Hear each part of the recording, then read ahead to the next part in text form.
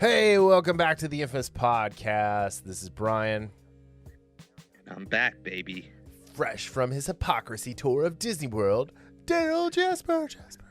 So I told you I think I'm gonna have to make a shirt, have kind of what's his name? Brad. No, my hypocrisy goes so far. Doc Holliday, yeah.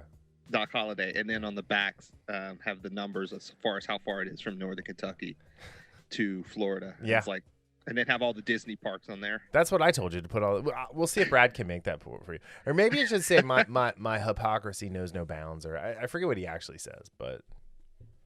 No, Doc he says Holliday. my hypocrisy only goes so far. Yeah. Yeah. Then great. We will we will see if we can have Darryl make that shirt for you and put it up for sale. And the other shirt, less about getting on me, is the one Captain now, Kamina later. That'd be cool. We could make that ourselves and put it up on Teespring.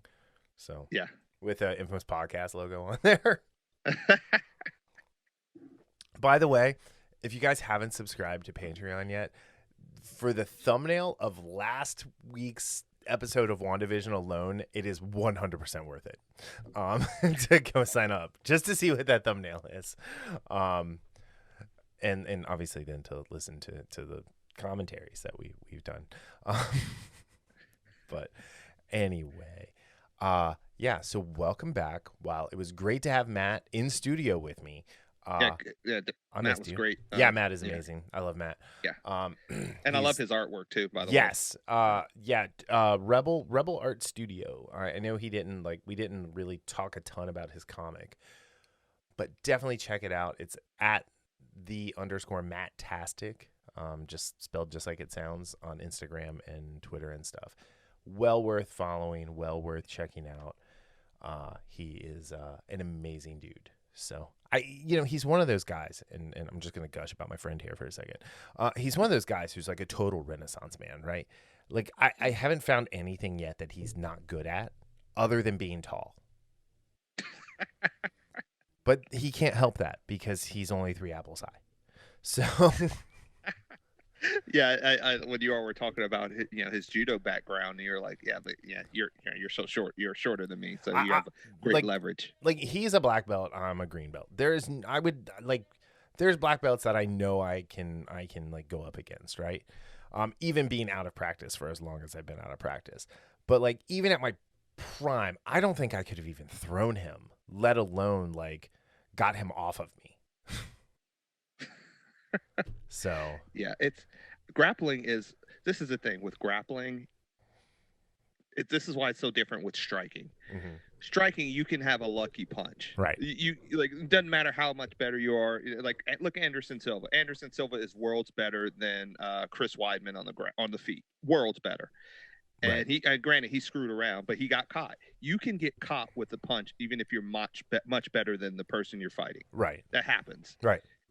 In grappling, like as long as you're in a grappling scenario and no punches are being thrown, that changes things.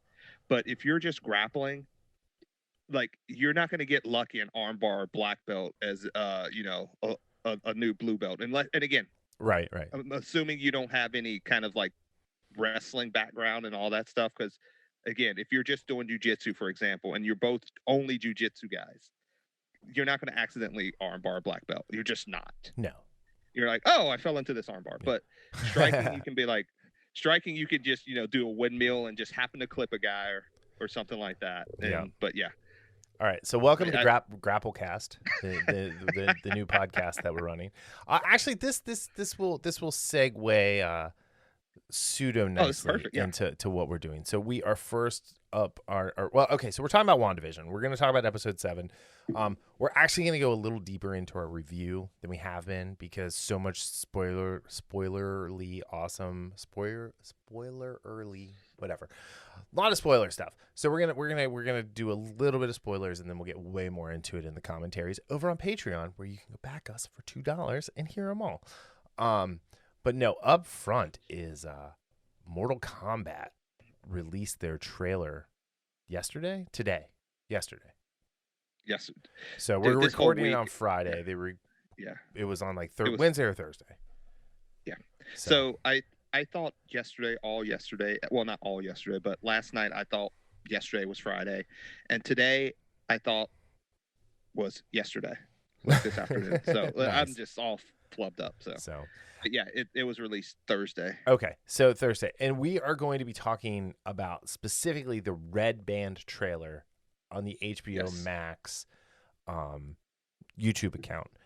Not because the regular trailer is bad. It's not. I saw the regular trailer first and was like, whoa. But the Red Band trailer is like almost a minute longer, and it is filled with fatalities. So blood, bones, and guts. Yeah. I mean, this was like a cool trailer. I mean, I feel like they gave a lot away. It opens with Sub-Zero taking Jax's arms. Rip Jax's arms. Yeah. Poor Jimmy Olsen. I gotta ask, where did his like neck go? Right? The dude playing Jax? Like he was just this skinny dude. And now he's not. And then it introduced a new guy who I'm calling not Johnny Cage. Louis Tan. He was in that show Wu Assassins. Oh, I hated that show. I didn't even finish it. Dude. Oh, I love that show. That's hilarious. I know you tried to get me to watch it and I hated it. Yeah. But he was also Shatterstar in Daredevil in Deadpool. Oh, okay. Oh, yeah. You're right. So for all of the 2 minutes that he was in the movie. Yeah, before he. How did he get killed? I think he went was he the one that went into the helicopter blades, right? Yes. Yeah. Yeah. So, but anyway, this trailer looks pretty legit cool. It introduces a bunch of the characters. Obviously, not Johnny Cage, who was my favorite character to play. Or is and actually not Chun-Li either. Is still my favorite character to play in all of the Mortal Kombat games, because he doesn't have any actual powers, and I just say F you, I'm going to beat you with this guy. You can shoot fireballs and ice balls at me all you want. I'm gonna do the splits and punch you in the nuts. Yeah, I like Sub-Zero is my main, especially the first couple Mortal Kombat. Oh, yeah. I haven't played in a few years. I haven't played any of the newer ones. So like Mortal Kombat 10, pretty cool. Mortal Kombat 10 was awesome, like for PS3. Yeah.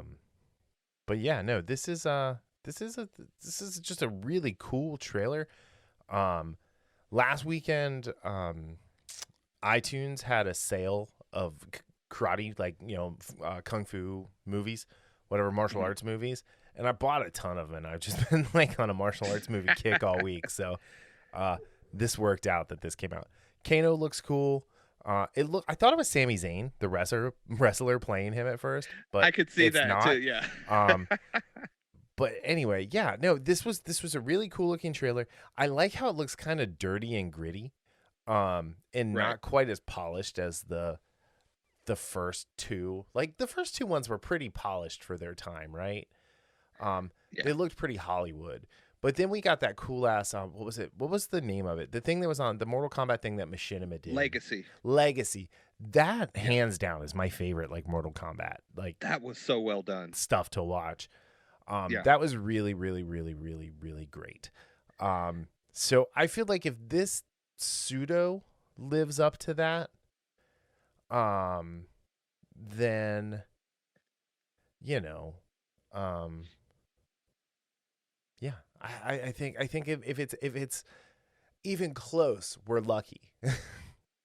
Yeah, and again, it looks like we're going to get kind of like the origins of, because for those who didn't play Mortal Kombat, one of the biggest rivalries in the game was the whole Scorpion Sub-Zero thing, and it's because they knew each other in a former life, and so it looks like we're going to get a history lesson of that, of how their clans. Yeah.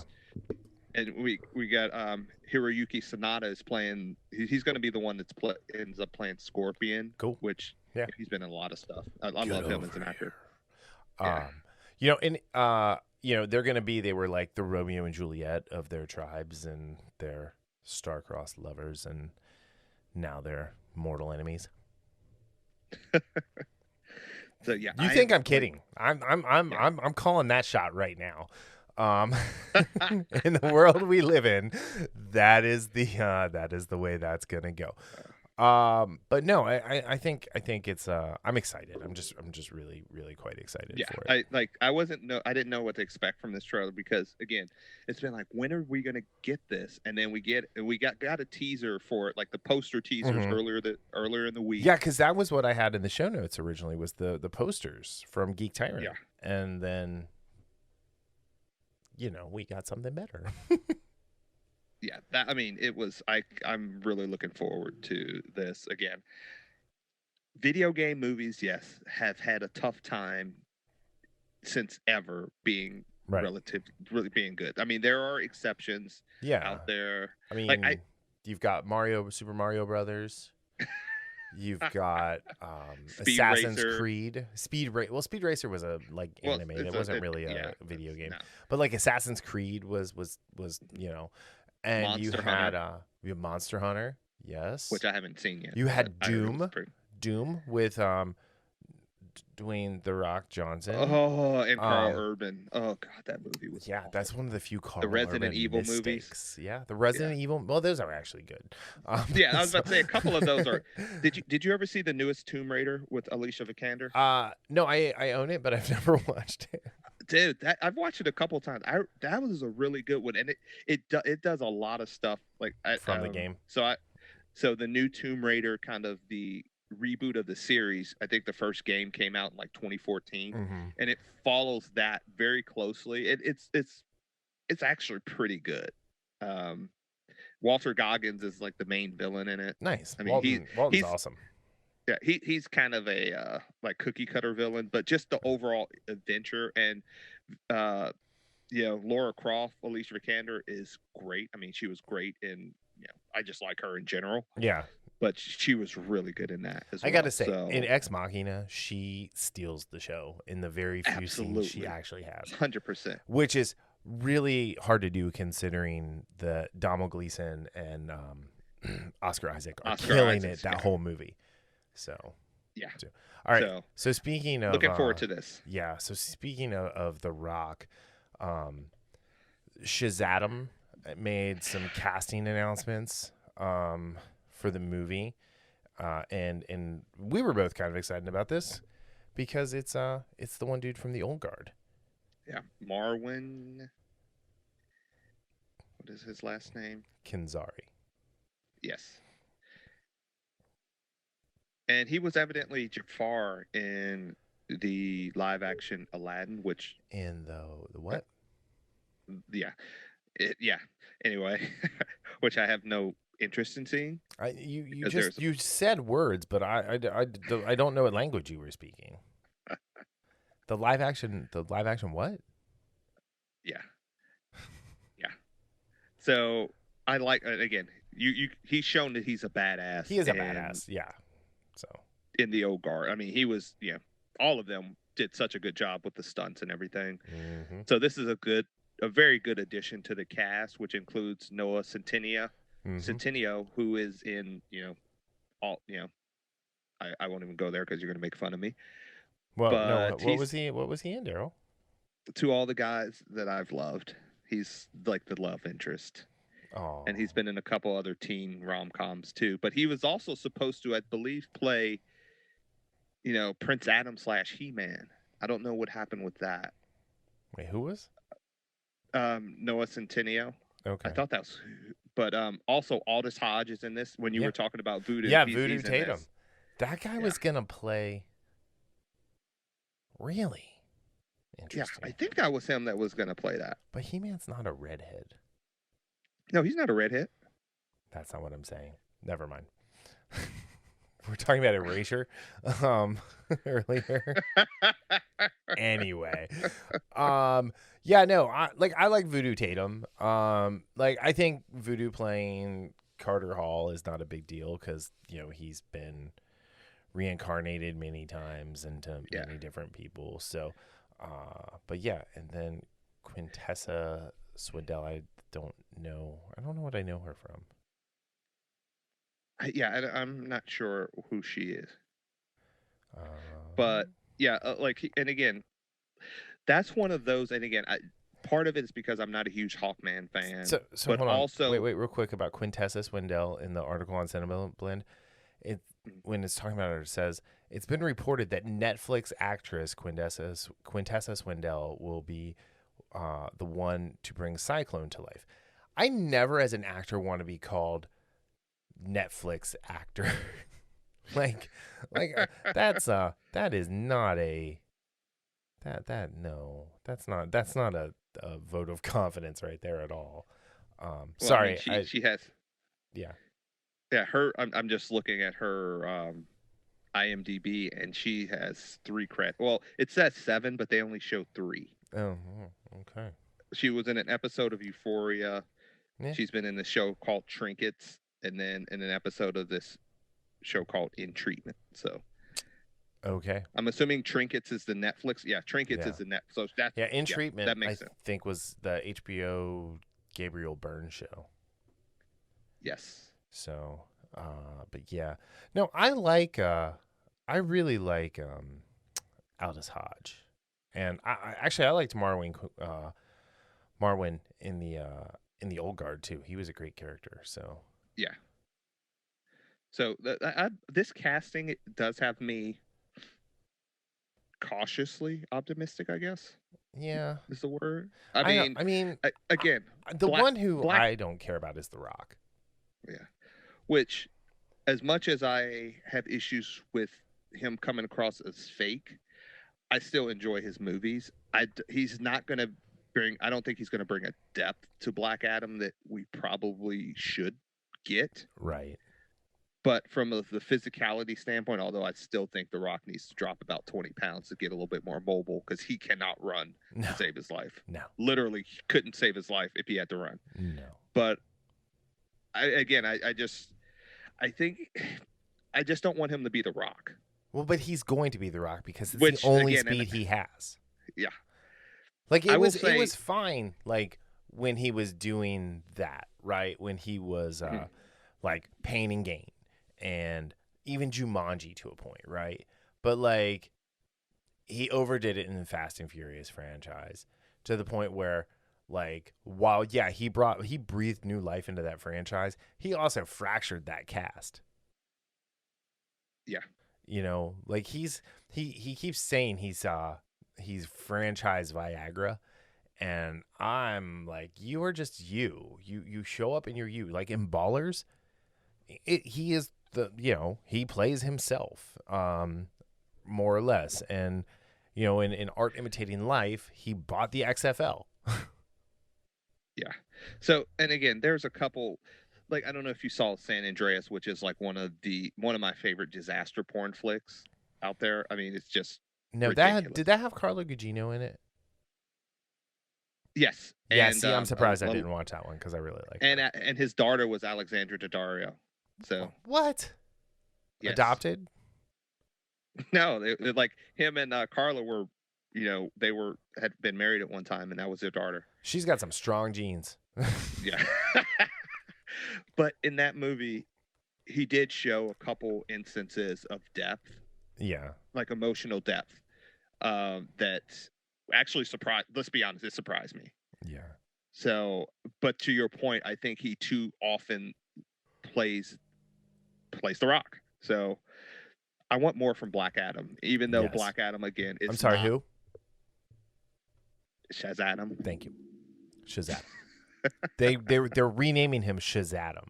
I guarantee they're going to call this movie Shazam. Oh my gosh. Anyway, yeah. So anyway, this Marwan Kenzari is, I think, a great addition to the cast. Yeah. He had the best little monologue in all of the Old Guard when he was talking about, I've loved this man for 1,000 years, and like that was great. You all are just children. And it was amazing, and it added. Not only did it add depth to those two characters, but it added depth to the whole Old Guard. And he got to show off some serious acting chops. Plus, when oh God, what was the other guy's name? I'm drawing a blank.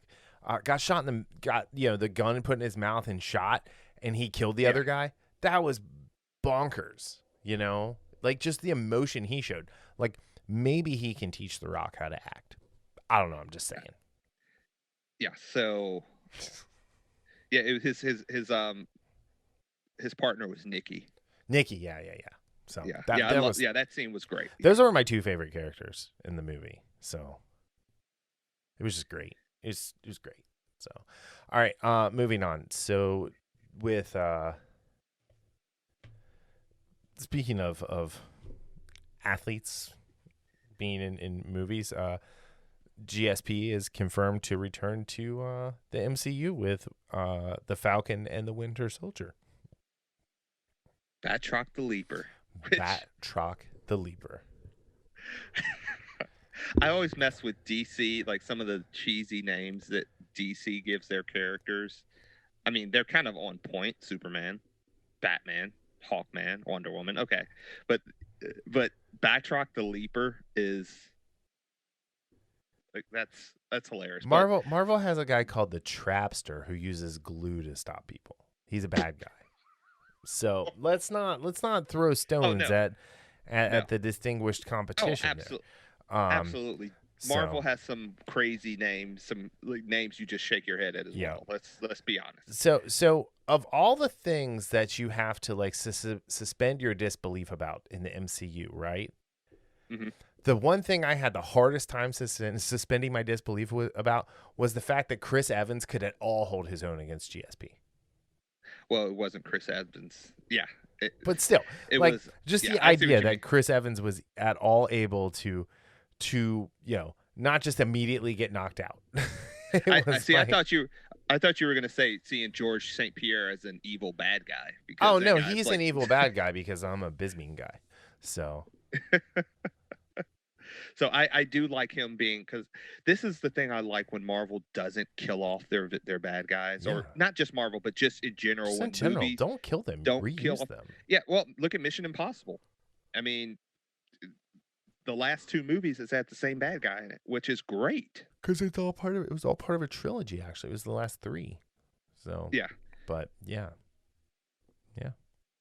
And then Fast and Furious stole that with Charlize. So yeah. But yeah, I don't know. I'm cool with this. Like, I really like that character, and I think it's going to be fun watching him go after Bucky. Yeah, and I'm wondering if he's being recruited by Zemo. Oh, absolutely, because no more superheroes, man. Yeah, I love that. That little girl kicked your ass.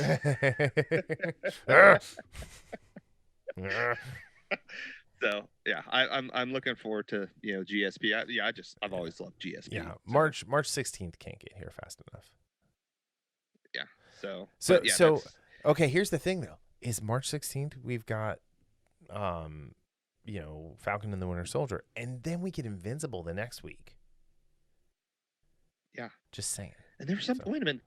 Isn't there something else that goes There's on? like 3 things in March. So.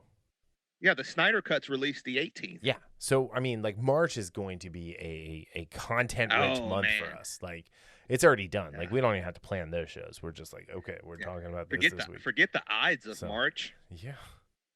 Yeah. I don't know. Unless they're all 3 of those things are really bad. Then we're like, oh, Ides of March, how dare you? Damn. How I hope dare not. you, I don't Ides think of so. March? Yeah. How dare you? Yeah, that's gonna be. Yeah, I didn't even think of that until just now. Yeah, wow. I don't know. I'm excited for Falcon and the Winter Soldier though, because I liked the interactions that the two of them had. The fact that they hate each other. The preview with them in the therapist office and they're doing the staring contest. It's going to be a very interesting Riggs and Murtaugh. And I don't know if you noticed, like in the trailer, one of the things that is said is, when do we begin or when do we start? And that's exactly what Falcon asked Cap at the end of Winter Soldier. Yep. Like, when do we start? We just did. Yeah. Well, they cut that out of the movie, but that was in the trailer. I know. But I love that. I was like, we just did. Yeah. So, but yeah, GSP. Let's go. P. All right. So then we had we're not going to get too deep into the Gina thing because Matt and I covered that pretty well. And I feel like I spoke for you a little bit. Cause you and I have talked about this ad nauseum. And you know, and we're both gigantic fans, and we feel like she got the shaft, and you know, people need to. Speaking of T-shirts, we need a Cara Dune / Gina T-shirt. Hell yeah! Well, we got to get Brad on the phone. He'll love to make that for us. The infamous Carano, the infamous Miss Carano. So anyway, so there were a bunch of rumors going around about like casting, recasting, and Complex has an article saying that they will not recast her, which was first reported by the Hollywood Reporter. So, you know, I think this is a good move. If they're not gonna rehire her, which, you know, she's done everything right. She hasn't said a thing. You know, she hasn't come out and bashed Disney. She got fired over social media, and she has not said a bad thing about Disney yet. She's a professional. And, you know, so I'm moving forward as if she's not going to be in the show anymore, and I'm probably not going to watch. But you never know. I mean, if they put Luke Skywalker in, then, you know, that trumps kind of everything. You know, I mean, what did I tell you? My two favorite characters in The Mandalorian are R2-D2 and Luke Skywalker. Yeah, you did. So, you know, and then Cara Dune. But, you know, so I think this is a good move, because if they were going to recast it, it's gonna reopen old wounds. They're gonna get like all sorts of backlash from the people who like us stand with Gina. And it doesn't need that. Of course, Roundhead Ruin Johnson came out and was like, I still have my trilogy happening. It's like, no, it doesn't. Shut up. Go away. Go make your own away. movies, dude. Yeah. Go make your own shitty movies. Quit making shitty Star Wars movies. So the whole thing about them not recasting, and I am generally not a fan of recasts. Sometimes you have to do it. Sometimes I do think it's necessary. If the actor dies and the story's not over, then yes. Yeah, I was just about to say, I understand why Marvel's trying to say we're not going to recast, you know, Black Panther, but I think that is a mistake. John David Washington. For the simple reason. Do you need a T-shirt that says that John David Washington as T'Challa? John David Washington is my Black Panther. That sounds really dirty. It does. Call me. Yeah. That even sounds worse. I know, that's why I said it. Oh, anyway. No, I know what you're saying. Yeah, I'm glad they're not recasting her, because to your point, it would just cause an even bigger divide. And Disney has, or I will say, well, Disney, but I would say Lucasfilm has done enough. You know, they're not doing themselves any favors, and I don't mean the whole Gina Carano. I mean just over the last few years how they've handled things. And I think the last 10 years they've done borderline irreverable harm to the Star Wars brand. Yes, and it's almost like they're doing it on purpose. They are. I feel like they are. I feel like that the people in charge are really upset that they're not as creative as George Lucas, and they are trying to kill it. And you know, it's here's the thing, and this is what people need to understand about real Star Wars fans, not the toxic ones, and not the fair weather Star Wars fans. We lived through the dark times of no Star Wars on the horizon, and we created stories that last and are generational, that will be the Star Wars that we hand down to our kids and their kids hand down to their kids. And to be honest, to me, the movies have always been the least of my interest in Star Wars. Yeah, I used to love. I got so deep into some, like, this was back in, like, when you're talking about that dark period.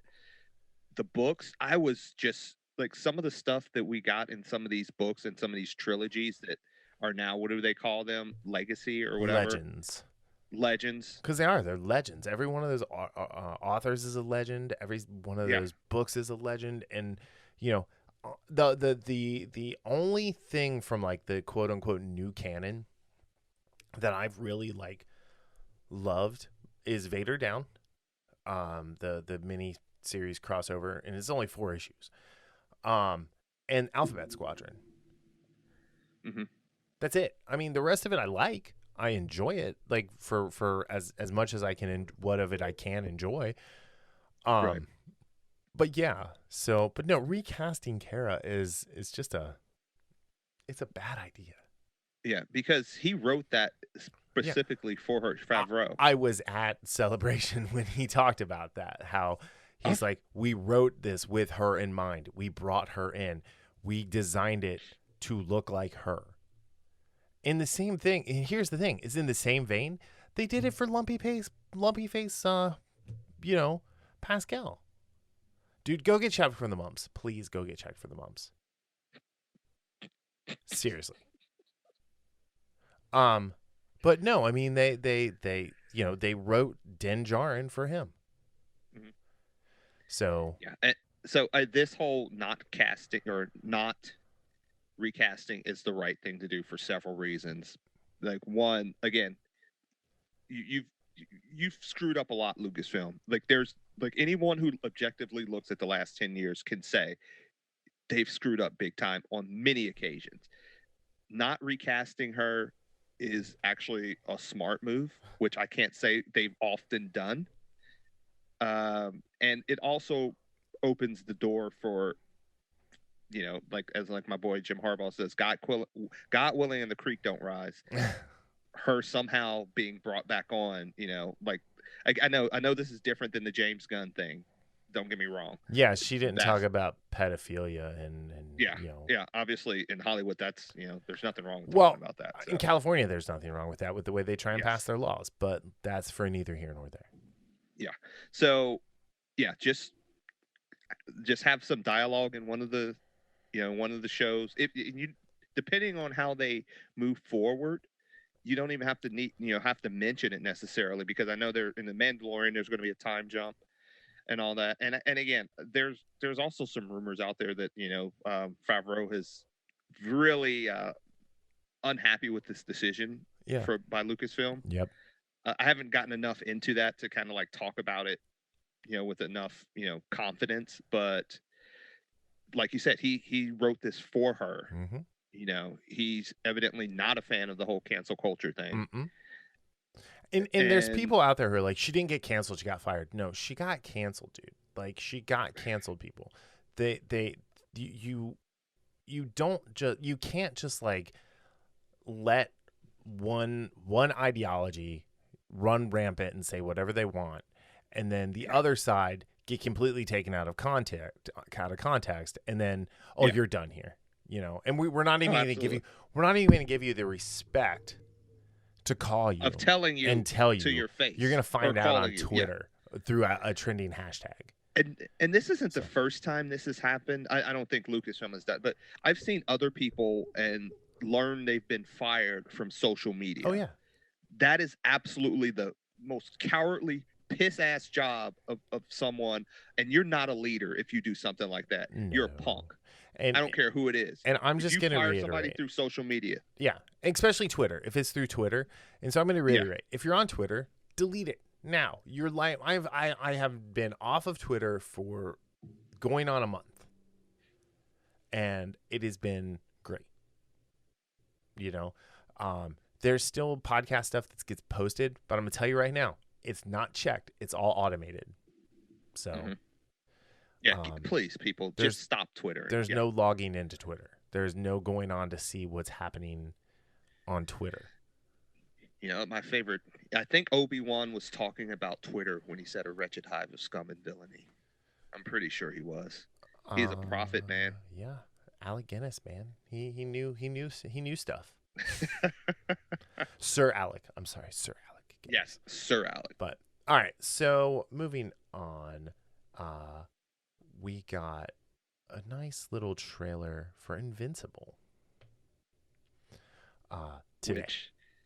Okay, so for those, how long were you telling me about Invincible before I said, you know what, Brian, I'm gonna read it, and then I'm like, I'm gonna tell you exactly how long, Darryl.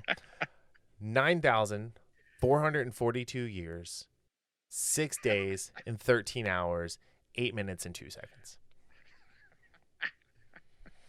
Because that was one of those you would consistently just tell me about. Oh, this is so good, man. And I finally, okay, fine. And I loved it like from the start. Yeah. And right now I got like the first compendium, which you could probably kill, small or kill medium animals with. Yes. Because it's the first 47 issues, and I'm halfway through that. It's 141, 42 issues long for the series. Yeah. It is. Right. It is. Like, it may very well be my favorite comic of all time. It is amazing. It is so good. I mean, I have a lot of history with comic books, but like, this is one that I go back to and reread a lot. Yeah. And now that I have this, I because this is one of those things I could have got it digitally for half the price, but I love having that, the physical copy of graphic novels or compendiums or what have you. And I'm excited for this show because, again, I'm rereading it. I finished it. When did it finish? Was it 2 years, 3 years ago? I don't remember when that. 2 years, 2020, 2019. Okay. So. And I think I started reading it probably in 2017, maybe, or 2018. I can't remember, but I think it was like 2017. But looking at this trailer, well, hold on. This is not tell the boys and girls out there what you're almost done watching. Avatar. I just finished the last Airbender. I have I think I've like not counting. I think I just finished the Boiling Rock 2-parter. Okay, so you've got the Ember Island Players. Yes, that's next. I believe I saw that. Yeah, and then you roll into the finale. So I'm kind of excited about that too. Yeah, because I love all those characters. Yeah, it's about time. So, like looking at this trailer, you do a pop culture podcast? Yeah, it's about time. I know. Yeah, I know. All right. I know. Let's talk about this trailer. So we got a teaser a little while ago, which was great, and then we got the scene of Mark and his dad throwing the baseball around the globe. And now we got like this full-on trailer. Yeah, I'm excited, and at the same time, like they've made some choices that I have to wait and see. Like I don't want to be like outrage, but like at the same time, it's right. Like, I will say Steven Yeun is one of my favorite cartoon voice characters. Dude, he's awesome. Yeah. So from Avatar 1 and Legend of Korra to Keith, my favorite character in Voltron, to now playing Mark Grayson, Invincible is great. J.K. Simons as the voice of Omni-Man. Nolan Grayson is really good. It's kind of hard to separate him from J. Jonah Jameson though. Yeah. Or Whiplash. Yeah, or Whiplash. Dude, that movie's great. I love that movie. I love the animation. Oh, okay. I just noticed something. So they've done some race bending. Yeah, which I'm just like when it's stuff that I don't know about, I'm less because again, like there are some things I'm a normie about, and if they did, race bending, I'm like I didn't even know that. But when you love the source material, and they do that, that's when I have problems. Yeah, and it seems as if it's for no reason. Yeah, and the one thing it looks like they're doing on this is that they're, and again, I don't know how much of a breakdown it is, because there's some stuff I saw that takes place, just a few issues ago for me. So is it 10 episodes maybe? 10, but they're all an hour long. Oh, really? That's the rumor. So. Ooh, okay. So it looks like they're going to play more with him not having his powers than the comic did. I think that's going to be maybe the first half hour, and that's it. Like you have to kind of get into him having his powers as quickly as possible. Yeah. Right. I agree. Yes. Like in the comic, it was like 3 pages or something like that. It was a few pages. Because it was great. It was a great moment when he finally got his powers. But the animation was so good. Yes. Sorry. I was about to say I did like in the trailer when he's trying to fly and the mailman's just giving him this look like, dude, what are you doing? So, but yeah, I'm cautiously optimistic. Like you said, I really like that animation style. Mm-hmm. I love the voice actors. We have a lot of good voice actors in this. Yeah. I just hope they don't make too many changes where it's like where you're questioning why would you even make this change? Yeah. Because we've seen one. Well, two. With one of the characters. Two, because Rex as well. Rex-Splode was also swapped. Oh, yeah. So I did. Okay, yeah. That was the one I didn't notice at first. So I didn't notice that in the first viewing either. Yeah, I mean, if it's explained in story, it's fine. But if they're just doing it to do it, like, it's that's animation. My problem. Come on. Yeah. It's animation. Yeah. If you have a legitimate explanation, okay, fine. If you're changing X character's backstory for X, but still capture the essence of that character, okay, fine. But all too often they don't do it that way. Correct. It's more about checking a box. It's more about tokenization. Mm-hmm. And that's when I have a problem. Right. But yeah, like I said, if it's something that they change and it makes sense, okay, I'm fine with it. Again, but it's got to make sense. Yes. And that's, again, it's what do we say? Always say story first. Mm-hmm. Not check boxes, story first. Correct. So if it's the story first in here, then hey, you got me. Because like I said, the animation's great. Voices are great. Voices are great. Oh, so good. Yeah. Steve Yeun, man. The only good thing about The Walking Dead is that he got a much larger platform as an actor. Yeah. I'm not kidding. That is my 100% belief about that dog shit show. So, what do you think about Walking Dead? It's great. I love it. So yeah, that is March. What did you say? March 20? I think 26th or something. Like it's at the end of March. Okay. Yeah, it's far too long to wait. So if the Amazon PR people can get back to me and get me some screeners, I need it. I need it bad. So. And I think the other thing is also in March is Kong versus Godzilla.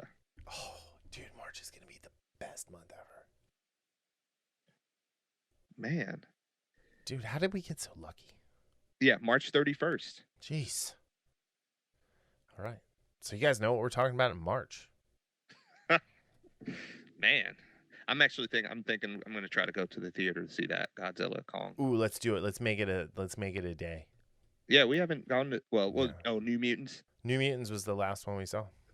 Yeah. We need to do something to wash the taste of that out of our mouths. Yeah. Yeah. Out of our eyes. Because I think that's one of those movies that it's gonna be a treat seeing on the big screen. Yeah, I gotta watch Godzilla King of Monsters still.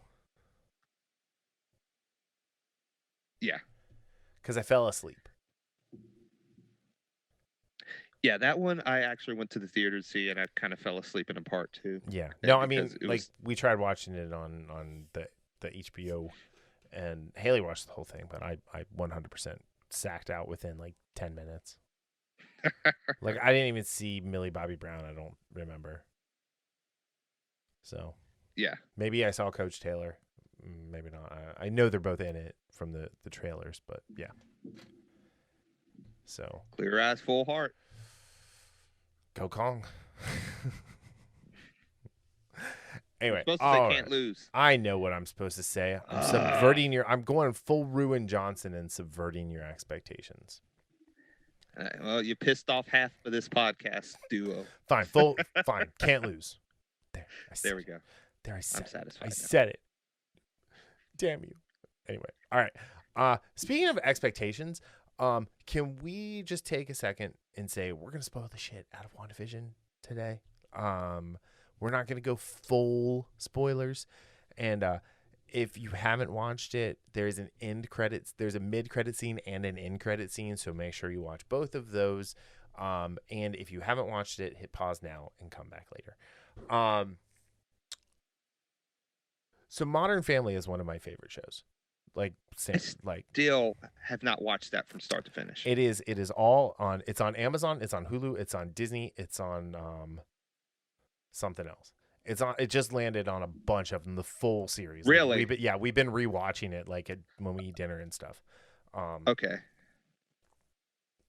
It is a great show. So when I found out that they were doing Modern Family as this week's sitcom theme, I was very happy. Elizabeth Olsen 100% nailed it. 100%. Yes. She got her Claire Dunphy on, and it was great. And waking up in the Scarlet Witch costume was priceless. Yeah. Okay, so that's one thing I will be watching now because I've been looking for another sitcom. So I'll be watching Modern Family. Mm-hmm. But I like the Office credits that it had. Yeah. And again, I'm a fan of that type of storytelling with the whole almost like documentary style. Yeah, the mockumentary. Yeah, I love that. And yeah, she was perfect for, Elizabeth Olsen was great. Granted, there are scenes, later in the show with Vision. Paul Bettany is just, I love Paul Bettany. Why am I even here? Why am I talking to you? And then we find out who we find out who they're talking to and I'm not going to spoil that at this point. Because somebody might still be listening. But I'm just gonna say I called it. Yeah. I called it hard. I called it in the first episode. I called my shot. And I was right. Yeah. And again, it's one of those characters I didn't know. I only know because of, nerd. Yeah. So. Yeah. And again, because you've kept up with comics too over the last 2 decades. We talked about that, about getting you, Matt and I, about like getting you more into comics. Like I've gotten you into Pops, I've gotten you into Black Series figures. Comics is the next step, my friend. Hey, you've gotten me into Invincible, into Saga. Yeah. I'm trying to think of what else there was. But yeah, I did. Got you into girls again. That was nice. Oh my gosh. Whatever.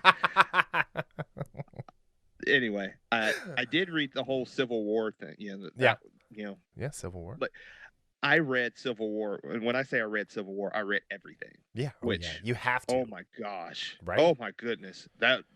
Now you can go back and read all of House of M. It's not all great, mind you, but like you have to read it all because it's still pretty cool.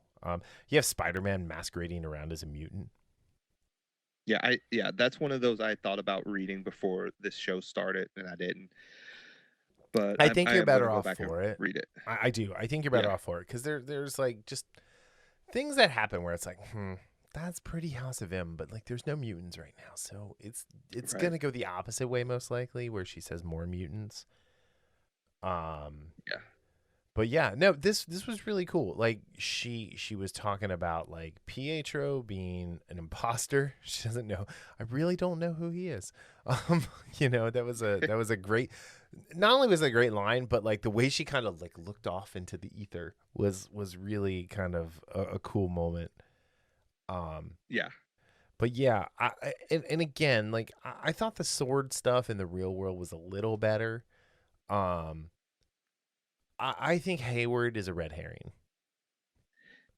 Yes. After this week, I think you're 100% correct. So with the character reveal, I think she is controlling Hayward. And we're gonna get the person that the being that everybody seems to think is coming. Ralph. What? Yes, Ralph. Well, and Ralph is going to be this character. But yeah, it was interesting watching the S.W.O.R.D people have to like regroup. Mm-hmm. Which they did a pretty good job of that, I will say. They've been kind of, we've joked about how they've been a little bit for a top secret, best of the best governmental organization. They've been dropping the ball a little bit too much. Yeah, they were like a bargain basement shield. Yes. Right. They were like the Big Lots version of S.H.I.E.L.D. Like you couldn't call them the Walmart version. They're not the Five Below version because it's not like the cool old Shield stuff that they're not using anymore that they just like did away with. They're just generic. They're good at branding. I'll say that. They put their name on everything they could possibly put their name on. Oh, I love the sword insignia too. I mean, again, like they're good at branding. They made a cool logo. But at the end of the day, they're just not Shield, Yeah. And we didn't one get of the enough. things Sorry. Go ahead. I was about to say one of the things I do like that they did is they haven't aged up the twins. No. Because I really like these two kids that are playing, Tommy and Billy. Yeah. I think they really play off each other well, and I'm just wondering if, again, we have 2 episodes left. I'm just curious to see what the plan is for these kids, or for these characters, I should say, for these 2 characters, the twins. Spoilers. Dead.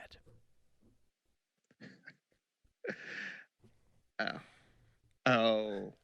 I wonder. We'll see. So like that is the precursor to her true madness to utter. Right. Yeah. No more immortality. I did know that. Yeah. And so, they're gonna go the way of Sparky. I'm not sure Disney has the stones to do it. I don't know if they do either. That being said, every single one of these episodes has been directed by Matt Shakman.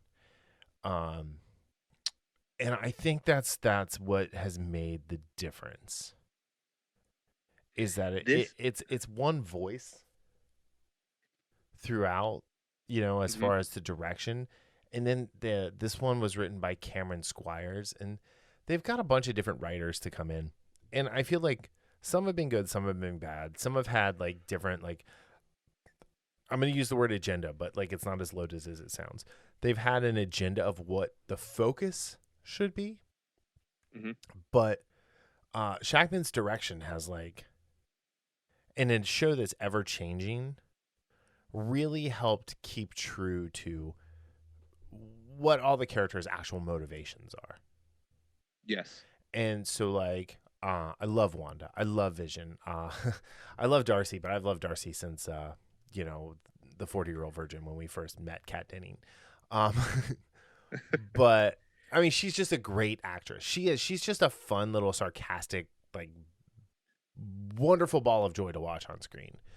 Right. And she's grown up. She's very cute. She's got that nerdy girl thing that, Right. Anyway. But I will say, like, it would have been nice to see a little more cohesion in some of the other characters. But I also think that they couldn't do that because none of these characters are who they are, right? Right. It's like in Green Lights, like these are people who are trying to find their man, because they're being controlled by someone else. Which that was my favorite part of that book, by the way, when he described his process about finding his man. Yes. Yeah. Green Light. So I think that's a huge part of the success and quality of this show is the fact, like you said, we have one voice. Sometimes you get that when the script, all these scripts are written by most of these scripts are written by the same person. Like The Mandalorian, Favreau wrote a lot of The Mandalorian. He's written almost all of them. So yeah. I think there's been a total of 3, maybe 4 at most that he hasn't written. Right. So when you have that, and again, this is a show that's been unlike any other. Like you said, this show is a chameleon in the sense of every episode has a different tone, but maintains, like you said, the motivations of the characters throughout, which is, again, for a show that changes as much as this one does, which is every week, that is not an easy feat to do. But having that, the symmetry of, Shakman directing everything, I think that's huge in getting the quality that we've gotten.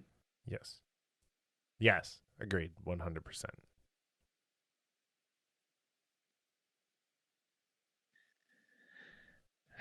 I'm trying to think of what else because I don't want to spoil too much. So we met Wanda's guy, or not Wanda's guy, Monica's guy, who just turned out to be just a generic sword soldier person. There were a lot of people who were like, "Oh, it's gonna be Reed Richards." It's not gonna be Reed Richards. It's gonna be Beast. It's not gonna be Beast. It was so it was just anticlimactic. It should have been a character. Yeah, I think any surprise we're gonna get is gonna either be in the final episode or at the end of next episode, or both maybe. I forget who said it. Somebody thought it was gonna be Danny Rand, and I laughed at them. I literally laughed out loud. Yes, speechless is the other acceptable reaction to that. But it's like, Fenn Jones is never going anywhere near a Marvel property ever again. No, sorry, dude. Like, he did it to himself by mailing it in. But I still like Monica is the most uneven character in the show. Yeah, because there are episodes, and again, when she was Geraldine, loved her as Geraldine. She exuded likable, like she was so likable as the actress. She was likable because you knew Geraldine was out of place from the minute you met her, but she did such a good job of playing that weird fish out of water, not quite sure what's going on.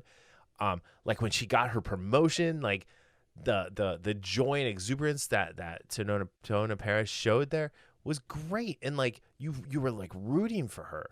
But as Monica, it's you're a brat. You are just you break rules not because you're doing anything. You're doing it to be indignant, and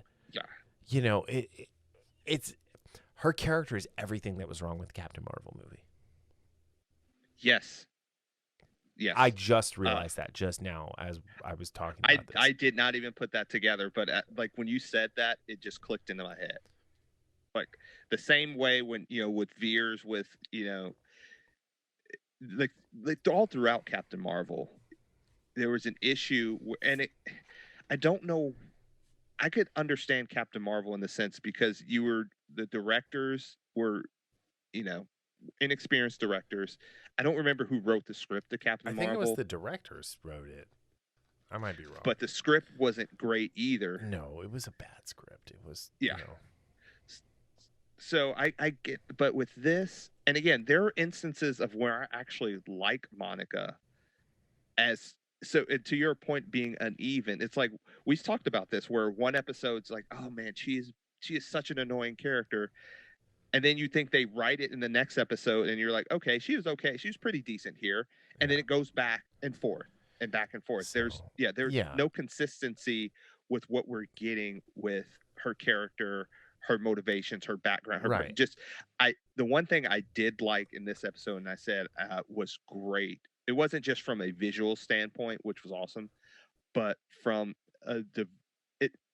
opening the door, I guess, is when she goes back into the hex, and you see all these moments of her life, including some of her time in the hex initially. Her time as a kid, hearing the voiceover of Captain Marvel, talking about, when they were giving out kids, you were the best one or something like that. I thought that was so good. And it kind of peeled back a layer of her character and all the, the chaos that's going on in her mind, and from loss and from, disappointment and things like that. And maybe we get more of that later on with her. Because we had that with her, right? We had those few minutes of the terror she felt when she unblipped. I can't believe we just said that. Which, again, amazing scene. Amazing. And she was great. And I was rooting for her. And then she shows up at S.W.O.R.D. and she's a brat.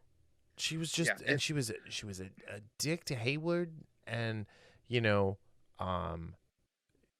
she just walked around like she was in charge and didn't have to listen to anybody. And it was almost like they were making her overcompensate. And not see, again, sometimes when you're not confident or you feel like because you're in this role, in the sense of whether it be, it doesn't matter what, pick and choose, but you're like, I have to exude this type of confidence, or this type of personality to get ahead, or to, make people not appreciate me but respect me. And the biggest confidence is when you don't try to do any of that, Right. because you're the shit. I feel like this character is like should be more Steve Rogers and less Tony Stark. Yeah. Because there's no humility in her. She doesn't have an ounce of it. And not from what we've seen. And like, right. And again, not from what they've told us about her, because they haven't really shown us a whole lot about her. No. They've just told like there's dialogue that tells us how that they tell us how great she is, but everything she does shows us that she's a brat. And I want to like her. I do, because Monica Rambeau is an amazing comic book character. And in the first introductions that we had to Hona Paris was great. And like, we rooted for her, and then we felt for her, and then she continues to let me down. Every time I think like, okay, she's got to go back to the drawing board. And I can respect the powering through type of mentality, right? Right. But she does it at the cost of everybody else. Yeah. What was it? I forget what it is. It's some property. It's been said in a few things, but like, what's a hero? A hero is the person that gets other people killed, right? Like, because she doesn't have any concern for her own life at this point, because she's grieving. Because it's only been weeks since she's woke up and found out she lost her mom, and she never got to say goodbye. So again, I feel for her, but let us see that. Like, let us show, like, when she goes back into the Hex and she confronts Wanda. What did I tell you? What did I call her? What was that? What did I call? What'd you call her? A Mary Sue. Yeah. Because, well, you said they were cut. Wanda like unleashed, the red wiggly woos on her, and she landed like a perfect superhero landing. And it's like, she should not have had any level of control over that at that point, because she barely figured out how to turn it off when she was seeing the radio waves in the other spectrum. Spoiler. She was seeing the Matrix. Yeah, but it would have been so much cooler if like she would have left a crater in the ground and gotten up. That would have made more sense. It would have immediately made me be like, yes, she's got powers now. Not just like this weird ability to see another spectrum of light. Spoilers. Because that could have just very well been an after effect of walking through the Hex barrier. You know what I mean? Right. Yeah. And instead they took the easiest way possible out. Yeah, and it was almost because they wanted it to look cool, or I don't know, but it was their white man can't jump moment. Yeah. They wanted to look good. They didn't want to win. So, yeah, again, when you're talking about showing and not telling, they did a good job of showing. Again, one of my favorite parts of this episode is when she goes through the Hex, and you get all of this chaos that's going on with Monica Rambeau. Right. That told us more about her than anything they've had, say for maybe the 2 minutes or 3 minutes when she came back from being, the blip. When she was other than that, unsnapping. Unblip. Yeah, I was trying to say unblipped.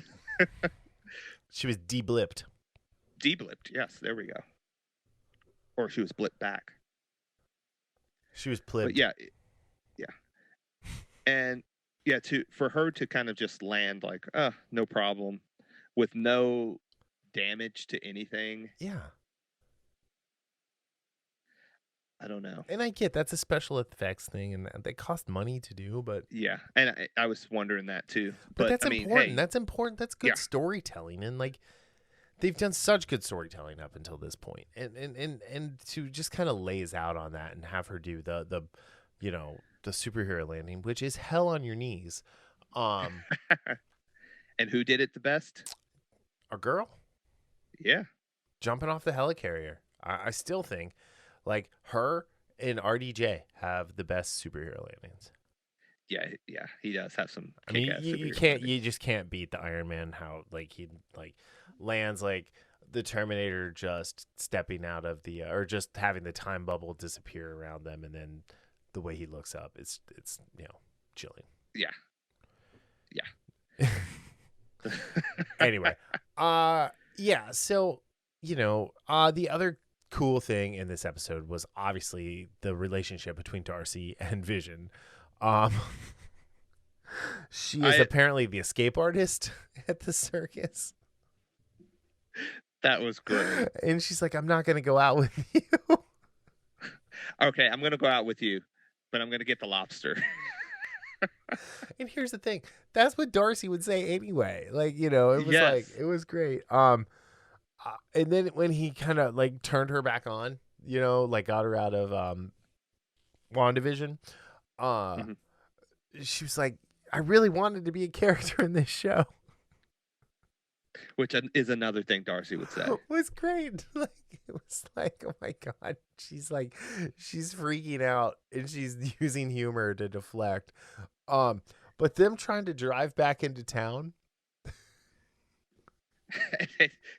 and keep getting stopped. Like these stops, like, why are you stopping at these stop lights in the middle of nowhere? Just keep going. But like every time she tries to go, it was like kids crossing this street with a crossing construction guard. Workers. A marching band, which we didn't get to see, but we got to hear, which was perfect. That was like note perfect. But yeah, no, the whole Darcy and Vision thing, and then Vision just flies off and leaves her. Yeah, and I love that because he's getting interviewed, and he's like, he just thinks about it because I'm thinking the same thing. I was like, dude, why aren't you just flying? And he's like, why am I doing this? This is ridiculous. He takes the microphone off. Oh, that was great. Yeah. All right. So I think let's rate it. Mm-hmm. Let's say out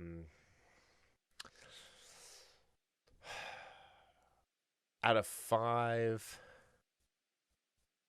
I'm taking too long here. Yeah, it's usually just out of 5 quarantine staycations. I'm gonna go with a 4. I got it as a 3.75. Okay. I really did enjoy this episode. I did quite a bit. Even with the Monica Rambeau stuff that I feel like I just wanted to be great, Yeah. And it's not that it's bad, right? I think it's like we want more from what they're giving us. It's just we have this really cool character who they're not. I don't feel like they're giving enough like respect to her in the writing. Right. And then you've got this actress who is super likable, who they've turned into like a very unlikable character. And maybe it's just like she's just that good at acting that it's like, yeah, you took this weird little kind of pseudo heel turn, and I'm marking out for it. But yeah, I don't know. Yeah, I liked it. Like, it was a good episode. Yeah, it's a good show. Yeah, plain and simple. Yeah, the show is just so good. And again, it's one of the things we talk about a lot with Hollywood is Hollywood doesn't take chances. This show is proof positive that you can be rewarded if you take chances and just focus on the story, because this is extremely a different decade type of sitcom every episode, and then weaving that into the greater MCU while also weaving in just again taking chances. Yes, you're going to stumble sometimes, but I love what this show has done so far, and it's shown that you don't have to have just go by the numbers to what people expect. You can take chances, you can be creative, and be successful. This is the most creative thing the MCU has done. Absolutely. All right, cool. All right, on that note, thank you all for listening.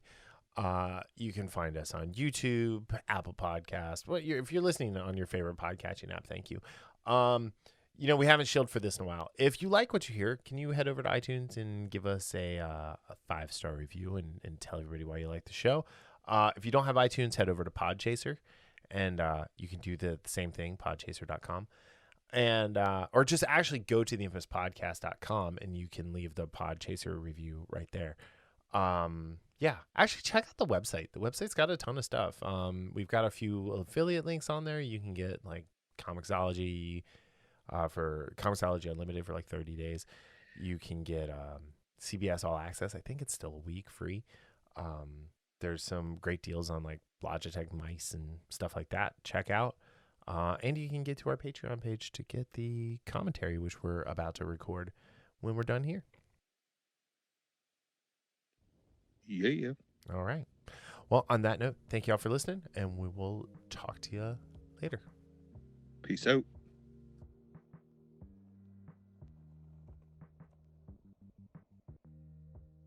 The Infamous Podcast is recorded in Kings Mills, Ohio, just north of Cincinnati. You can find new episodes every Sunday on Apple Podcast, YouTube, Spotify, Google Podcast, our website, or anywhere podcasts are downloaded. This show is hosted by Darryl Jasper and me, Brian Tudor. To find more information about the show, visit us at infamouspodcast.com and follow us on Facebook and Instagram at Infamous Podcast to keep up with the show. We also have a Patreon page, patreon.com/infamouspodcast. We have some great rewards for our patrons and are looking for help to grow the show to bring you more of the content you want to hear. Music for this podcast is provided by Michael Henry from meetmichaelhenry.com. So, whenever you're listening to us, have a great day, night, evening, weekend, whenever it is, and we'll see you next time. Thanks for listening.